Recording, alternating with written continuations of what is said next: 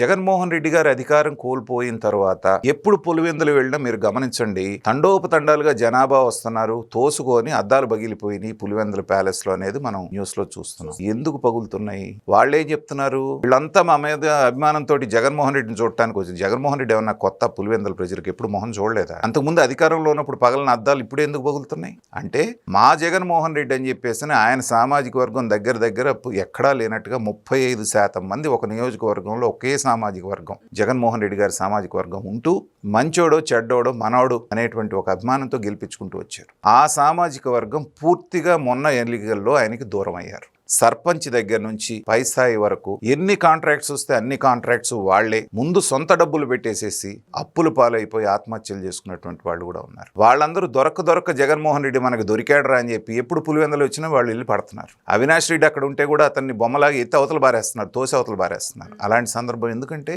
వాళ్ళకి అంత కోపంగా ఉన్నారు.